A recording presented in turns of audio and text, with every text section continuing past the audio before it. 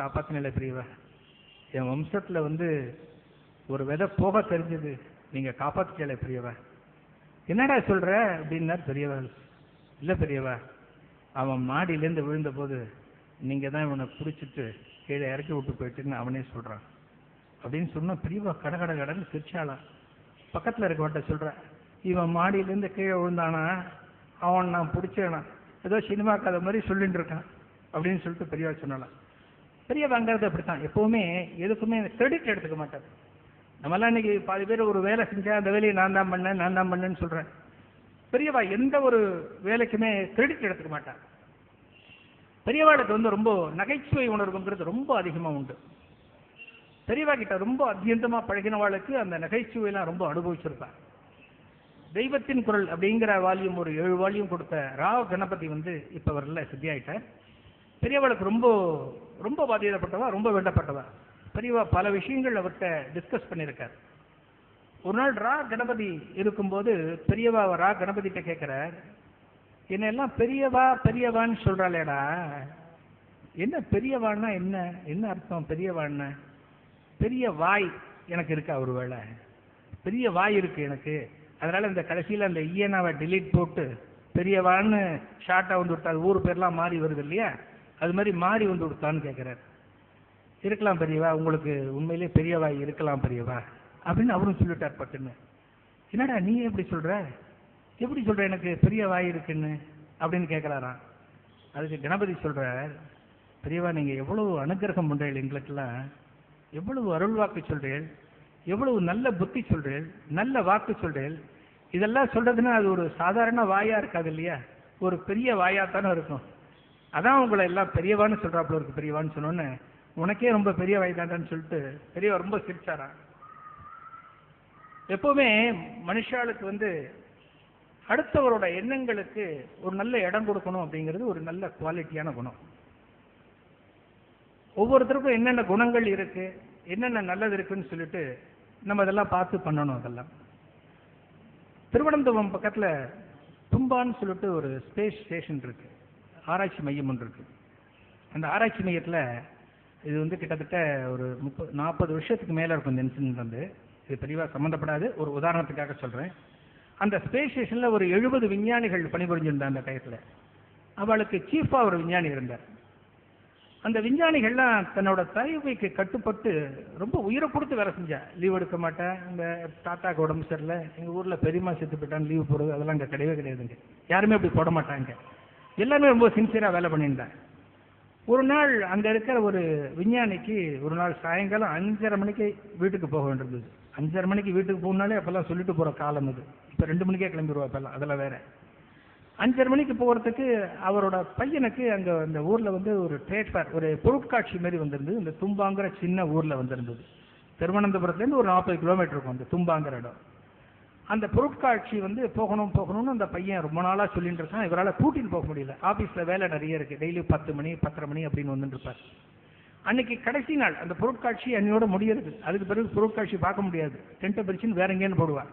சரி எப்படி இன்னைக்கு பையனை கொண்டு காமிச்சிடணும், பையனோட ஆசையை பூர்த்தி பண்ணிடணும் அப்படின்னு சொல்லிட்டு அந்த தனக்கு தலைமை இருந்த விஞ்ஞானிகிட்ட போயிட்டு சொல்லிக்கிறார், இன்னைக்கு சாயங்காலம் நான் ஒரு 5 மணிக்கு கிளம்பிடுவேன், 5:30 மணிக்கு என் பையனை கூட்டிட்டு பொருட்காட்சிக்கு போகணும் அப்படின்னு சொன்னோன்னே அந்த தலைமை விஞ்ஞானி உடனே ஓகே சொல்லி தாராளமாக போயிட்டு வாங்களே அப்படின்னு சொல்லி அனுப்பிச்சிட்டேன். அந்த விஞ்ஞானி மத்தியானம் சாப்பாடு டயத்தை ரொம்ப சுருக்கிண்டு கொஞ்சம் குயிக்காக வேலை பண்ணுறார். தன்னோட அந்த ஆப்ஷன்ஸ் தெரியக்கூடாது அப்படிங்கிறதுக்காக வேலையை செய்கிறார். வேலையை செஞ்ச பிறகு அவர் மறந்துடுறார், வேலையில் மூழ்க ஆரம்பிச்சுறார். திடீர்னு நேரத்தை பார்த்தாருன்னா மணி வந்து கிட்டத்தட்ட ஒரு 8:30 மணி ஆயிடுச்சு ராத்திரி. 5:30 மணிக்கு வீட்டுக்கு போகும்போது 8:30 மணி ஆயிடுச்சு. அதுக்கு பிறகு வீட்டுக்கு போனால் ஒன்றும் பண்ண முடியாதுன்னு சொல்லிட்டு ரொம்ப அறிபறியாக வீட்டுக்கு ஓடுறார். பையனை விட பொண்டாட்டி என்ன சத்தம் போடுவாளோன்ற ஒரு பயம் அவருக்கு. வீட்டுக்கு போய் பார்த்தா ஒரு மாதிரி சாதுவாக நுழைகிறார். ஏன்னா பையனை கூட்டின்னு போய் அந்த கில்ட்டி ஒரு மாதிரி குற்ற உணர்வு அவருக்கு இருக்கு. போய் பார்த்தா அந்த பையன் வீட்டில் இல்லை. பையன் எங்கே அப்படின்னு இவர் கேட்கும்போது அந்த பையனை கூட்டிட்டு அவரோட சீஃப் உள்ள நுழைகிறார். என்னென்னா இந்த பையனை கூட்டின்னு போக முடியலையேன்னு சொல்லிட்டு ஒரு 5 மணிக்கு இவரோட ரூமுக்கு வந்து பார்த்தா சீஃப் இவர் வேலையில் ரொம்ப பிஸியாக இருக்கார், இவர் இன்னைக்கு வீட்டுக்கு போக மாட்டார் போல இருக்குன்னு அந்த சீஃபே அந்த பையன் வீட்டுக்கு போயிட்டு அவனை ட்ரேட் ஃபேர் கூப்பிட்டு வீட்டுக்கு வந்ததா ஒரு தகவல் அது. அந்த சீஃப் யாருன்னா முன்னாள் ஜனாதிபதி அப்துல் கலாம் அப்படின்னு சொல்லிட்டு ஒரு தகவல் இருக்கும். மனித நேயம் அப்படின்னா எப்படி இருக்கணும் அப்படிங்கிறதுக்கு ஒரு மிகப்பெரிய உதாரணம். திம்பக்குடியில் எப்படி இருந்தாலும் பக்தாளுக்கு வந்து மகாபரிவா அருள்வா அப்படிங்கிறதுக்கு ஒரு சின்ன உதாரணம். திம்பக்குடியில் சுப்பிரமணிய ஐயர்னு சொல்லிட்டு ஒருத்தர் இருந்தார். கும்பகோணம் பக்கம் மகாபரிவா எப்போ கஷேத்திராடனம் போனாலும் அவ கிரகத்தில் தங்குவா, தங்கிட்டு ஒரு 2-3 நாள் தங்குவா.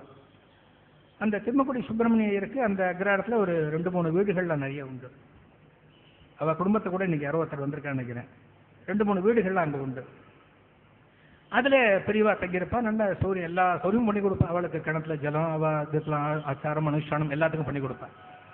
அந்த பெரியவாள்கிட்ட ஒரு பெரிய விசேஷம் என்ன, எங்கே போனாலும் அந்த விஸ்வரூப தரிசனம் அப்படின்னு சொல்லிட்டு அடுத்த நாள் கார்த்தால பெரியவாளை பார்க்கறதுங்கிறது அவ்வளோ விசேஷம். குருவாயூர் திருப்பதிலாம் விஸ்வரூப தரிசனம்ன்றது அவ்வளோ விசேஷம். கியூ கட்டுன்னு நிற்பா. பெரியவாளையும் அது மாதிரி பார்க்கறதுக்கு ரொம்ப ஆர்வம் உண்டு எல்லாருக்கும், இந்த விஸ்வரூப தரிசனம் பார்க்கறதுக்கு. இந்த திம்மக்குடியில் விஸ்வரூப தரிசனம் பார்க்கறதுக்கு நிறைய கும்பல் வந்துருக்கு. கும்பகோணம் அங்கே இங்கே பக்கத்துலேருந்து எல்லாம் முதனம் வந்து தங்கி அங்கே தங்கியிருக்கா. அந்த கிரகத்தோட சொந்தக்கார சுப்பிரமணிய ஐயர் அவள் ஒய்ஃப் 2 பேரும் பெரியவாளை விஸ்வரூப கோலத்தில் பார்க்கணும் அப்படின்னு சொல்லிட்டு இந்த பெரியவா அந்த ஸ்க்ரீன் போட்டிருந்த இந்த ரூமுக்கு முன்னாடி 2 பேரும் பவ்யமாக உட்காந்துருக்கார். வேஷ்டி துண்டெல்லாம் போட்டுன்னு உட்காந்துருக்கார். அவளோட பொண்ணு, ஒரு பொண்ணு ராஜம்னு சொல்லிட்டு, அந்த பொண்ணுக்கு வந்து ஒரு 9 வயசு 10 வயசு இருக்கும், சின்ன குழந்தை. அந்த குழந்தைக்கு விஸ்வரூப தரிசனம்னா என்னன்னு தெரியாது.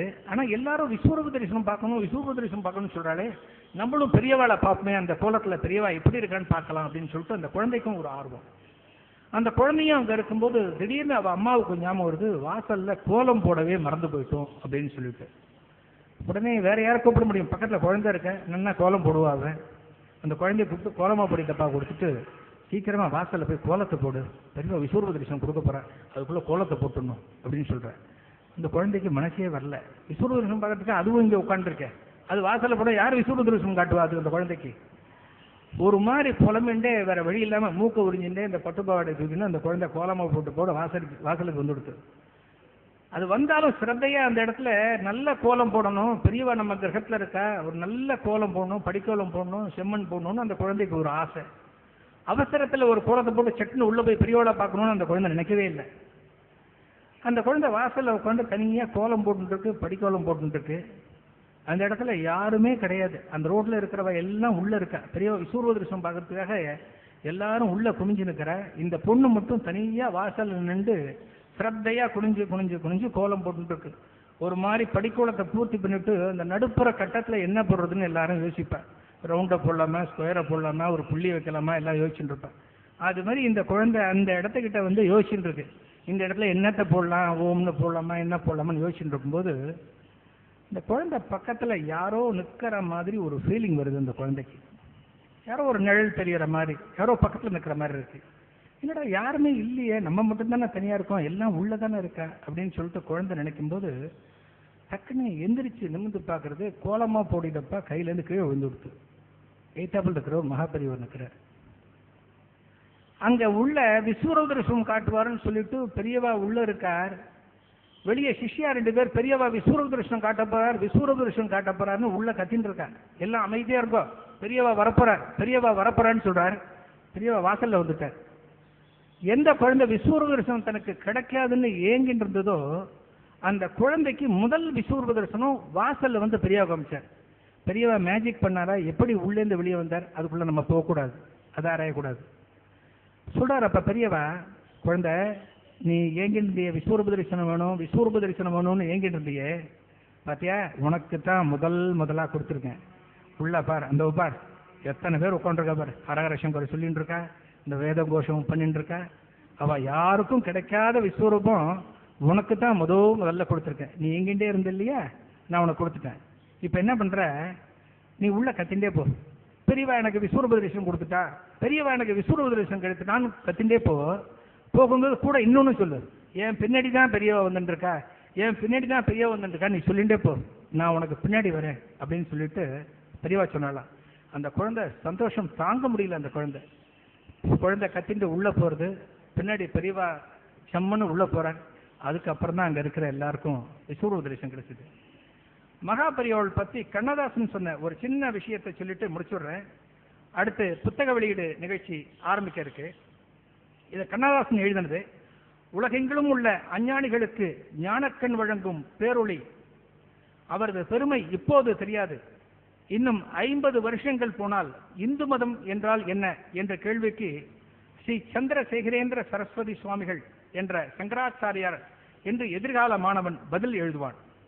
அந்த ஞானப்பழத்தை தரிசித்த போது நான் பெற்ற உள்ளொளியை விவரிக்க முடியாது.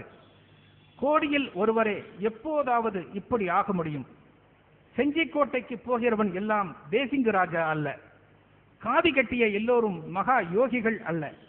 ஞானம், வித்தை, ஒழுக்கம், பண்பாடு ஆகிய அனைத்தும் சேர்ந்த மகா யோகி எங்கோ எப்போதோ அவதரிக்கிறார். நல்லா கவனிக்கணும், ஒரு உத்தமமான யோகியை பிராமணன் என்று ஒதுக்கி விடுவது புத்தியுள்ளவன் காரியமாகாது. மேதைகளும் கற்புக்கரசிகளும் எந்த ஜாதியிலும் பிறக்கலாம். புத்தன் சொன்னதை விட அவர் நமக்கு அதிகமாக சொல்லியிருக்கிறார். இயேசுவின் தத்துவங்களை விட அதிக தத்துவங்களை வாரி இறைத்திருக்கிறார். அரசியல் வில்லங்கங்களில் மாட்டிக்கொண்டது கிடையாது. பகவான் கீதையில் சொன்னது போல் வாழ்ந்து கொண்டிருப்பவர் அவர் ஒருவரே. அந்த காலடி சுவகளை தொடர்ந்து செல்லுங்கள், அதுவே உங்கள் யோகமாக இருக்கட்டும். இந்த கடைசி வரியை நம்ம எல்லாரும் எடுத்துட்டு ஃபாலோ பண்ணி அந்த காஞ்சி மகா சுவாமிகளுக்கு இன்னைக்கும் நாம் ஒரு பாத்தியதைப்பட்டு நம்ம வாழ்க்கையில மேலும் மேலும் சுத்தமா இருந்து பல நல்லதெல்லாம் அனுபவிக்கிறோம்னு பிரார்த்தனை பண்ணிட்டு என்னோட உரையை நிறைவு செஞ்சுக்கிறேன். வணக்கம்.